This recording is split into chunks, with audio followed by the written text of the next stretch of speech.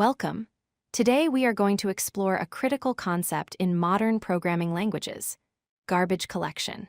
If you have ever wondered how languages like Java, Python, or JavaScript handle memory without you needing to manually delete every object you create, this is the mechanism responsible for it.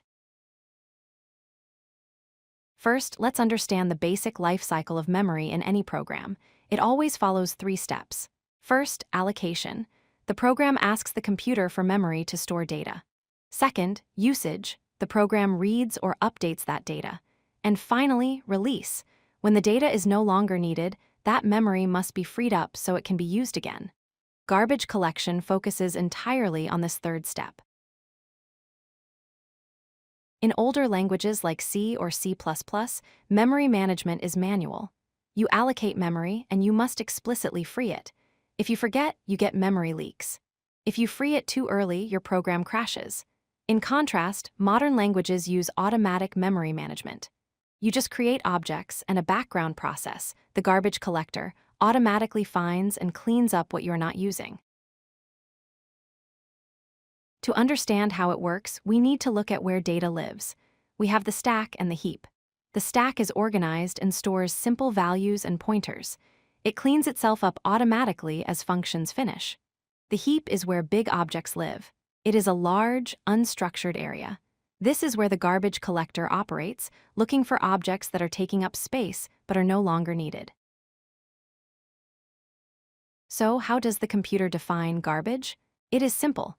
Garbage is any object that is unreachable. The collector starts at the roots, like global variables or items currently on the stack, and traces every connection. If an object cannot be reached by following these connections, it is considered garbage and can be deleted. There are 2 main ways to implement this. The first is reference counting. Every object keeps a tally of how many other things are pointing to it. If you create a variable a pointing to an object, the count is 1. If you set a to null, the count drops to 0. When the count hits 0, the system knows it is safe to delete immediately.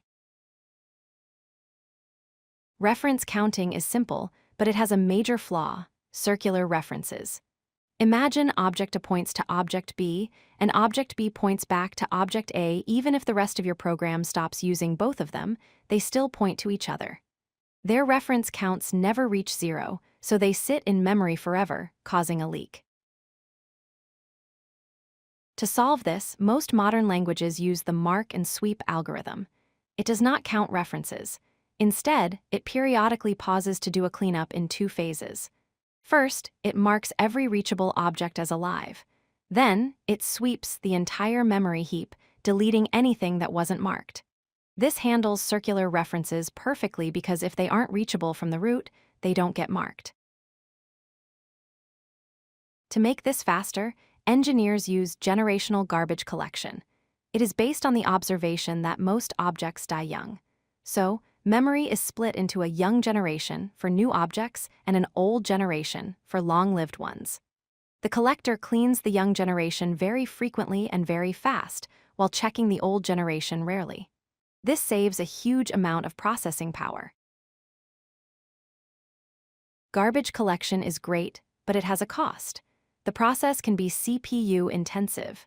Traditionally, the collector had to stop the world, meaning it paused your entire program to clean up memory.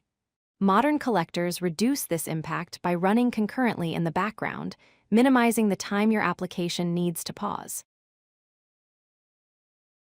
To wrap up, different languages choose different paths. Java, Python, and Go use garbage collection for safety and ease of use. Systems languages like C++ rely on manual management for raw performance. And languages like Rust use a unique ownership model to achieve safety without a garbage collector.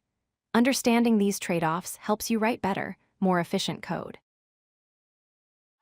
If you like this video, hit that like button and don't forget to subscribe. Visit codelucky.com for more such useful content.